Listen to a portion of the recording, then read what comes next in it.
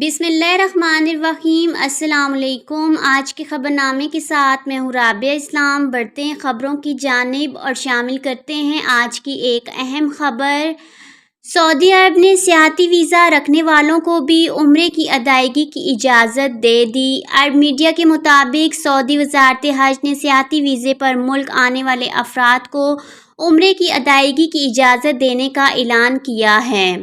عرب media کے مطابق سیاحتی ویزے کے لیے درخواست دینے کے اہل 49 ممالک کے شہری اس سہولت سے فائدہ اٹھا سکیں گے، جبکہ ای ویزا کے اہل افراد سعودی عرب آمد پر ایئرپورٹ سے ہی سیاحتی ویزا حاصل کر سکیں گے۔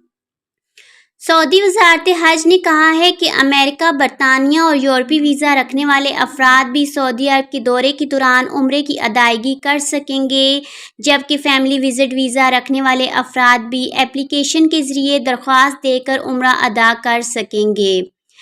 واضح رہے کہ کرونا وائرس کی وبا کے آغاز کے بعد سے حال ہی میں سعودی حکام نے خانہ کعبہ کے گرد لگے بیریئرز کو ہٹا دیا ہے، جس کے بعد زائرین کو اب حجر اسود کو بوسہ دینے کی اجازت دے دی گئی ہے۔ سعودی حکام نے یہ بیریئرز کرونا وائرس کی روک تھام کے سلسلے میں لگائے تھے۔ آج کے خبر نامے میں بس اتنا ہی۔ مجھے دیجیے اجازت۔ اللہ حافظ۔